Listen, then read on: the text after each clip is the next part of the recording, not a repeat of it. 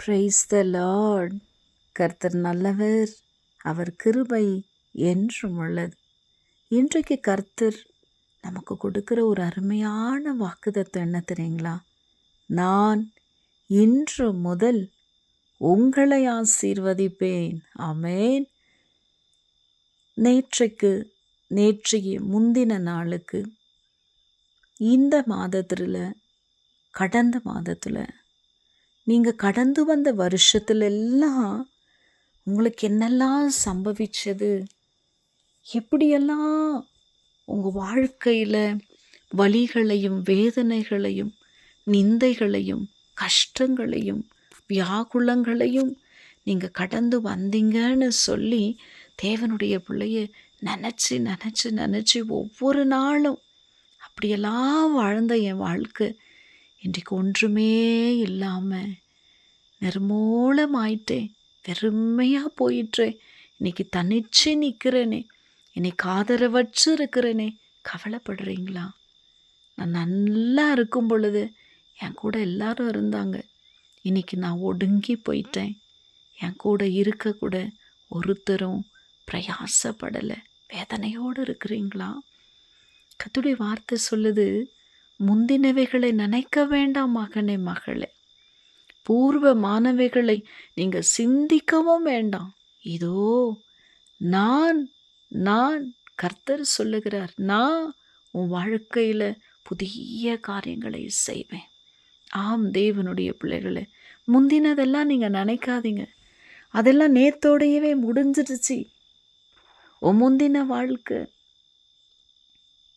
உன் பூர்வமான காரியத்தெல்லாம் சிந்திக்காதீங்க, நேற்றிரவோடு அதெல்லாம் முடிஞ்சிடுச்சு. இந்த கிருபையான காலவெளியில், இந்த புதிய நாளில் கர்த்தர் இன்று முதல் உங்களை ஆசீர்வதிக்க விரும்புகிற தேவனாக இருக்கிறார். ஒரு பிறவி குருடன் இருந்தான். அந்த பிறவி குருடன் பிறந்ததிலிருந்தே குருடன் தாங்க. அவன் வாழ்க்கையில் வெளிச்சமே இல்லை, இருள் தான். இரவு வந்தாலும் அவனுக்கு இருள் தான் தெரியும், பகல் இருந்தாலும் அவன் கண்களுக்கு இருள் தான் தெரியும், வெளிச்சத்தையே அவன் பார்க்கல. பிறவிலிருந்து எவ்வளவு கடினமான பாதைக்குள்ள அவன் கடந்து வந்திருப்பான் பார்த்தீங்களா? ஒரு நாள் என் கண் பார்வை அடைந்து விடாதா, மற்றவர்களைப் போல நான் பார்த்து விட மாட்டேனா இந்த உலகத்தை? என் முகம் எப்படி இருக்கு, என் உருவம் எப்படி இருக்கு, என் நிறம் எப்படி இருக்கு, நான் பார்த்துட மாட்டேனா? ஏக்கங்களுடைய நாட்கள் தான் அதிகமாக ஆச்சோ தவிர அவன் வாழ்க்கையில் ஒரு நிமிஷம் கூட அவன் நினச்சது நடக்கலை. ஆனால் ஒரு நாள் இயேசு வந்தார். தாவீதின் குமாரனே எனக்கு இறங்கும் என்று சொல்லி கூப்பிட்டான். அதற்றாங்க மீண்டும் இன்னும் சத்தமா, தாவீதின் குமாரனே எனக்கு மனம் இறங்கும் என்று கூப்பிட்டான். இயேசு அவனை வர சொல்லி அவனை குணமாக்கினார். அந்த நிமிஷமே, எத்தனையோ நாட்கள் இருளை கடந்தவன், அந்த நாள் பொழுதும் விடிஞ்சது, ஆனால் அவன் இருளில் தான் இருக்கிறான். இயேசு வந்தார். அற்புதம் அவனுடைய வாழ்க்கையில். வெளிச்சத்தை பார்த்தான், ஜனங்களை பார்த்தான், தன்னை பார்த்தான், அற்புதத்தை செய்த இயேசுவையும் பார்த்தான். கர்த்தர் இன்று முதல் உங்களை ஆசீர்வதிப்பார். 38 வருஷங்க, ஒரு நாள் இல்லை, 2 நாள் இல்லை, 38 வருஷம் பெதஸ்தா குளத்தில் ஒரு வியாதியஸ்தன். அத்தனை வருஷத்தின் பாட அவன் எவ்வளோ யோசிச்சிருப்பான் பாருங்க. அவன் கடந்த நாட்கள் எல்லாம், அவன் பட்ட எல்லா காரியங்களும் அவன் சிந்திச்சு சிந்திச்சு சிந்திச்சு அவன் சோர்ந்து போய் ஒரு முடிவுக்குள்ளவே அவன் வந்துட்டு இருப்பான். இனி நாம் குணமடையவே முடியாது. 38 வருஷமும் படுத்த படுக்கையில் தான் இருக்கிறேன், என் வாழ்க்கை மாறாது, என் வியாதி மாறப்போகிறது கிடையாது, நான் சுகத்தை பெற போகிறதும் கிடையாது, மற்றவங்களை போல பழைய மாதிரி என்னால் நடக்கவும் போகிறது கிடையாது, நான் நடக்கவும் மாட்டேன், என் வாழ்க்கையில் ஒரு நன்மை இனி இல்லை, நான் இந்த படுக்கையில் இதே இடத்துல இப்படியே தான் செத்து போக போகிறேன்னு முடிவு பண்ணிட்டான்.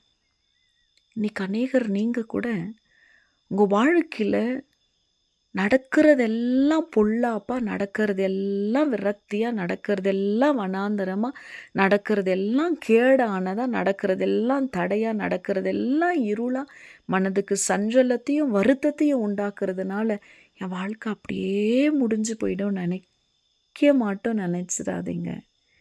அப்படி மட்டும் நீங்கள் முடிவு பண்ணிடாதீங்க தெய்வ பிள்ளைய. ஆண்டவர் உங்களுக்கான ஒரு முடிவை இந்த பொழுதில் வச்சிருக்கிறார். இந்த புதிய நாளில் வச்சிருக்கிறாரு. அவர் இன்று முதல் உங்களை ஆசீர்வதிப்பார். அப்படியே உங்களை விடுகிற தேவன் அல்ல, உங்கள் நிலைமையை மாற்றுகிற தேவன். அன்னைக்கு அந்த குருடனை பார்க்க போனார்.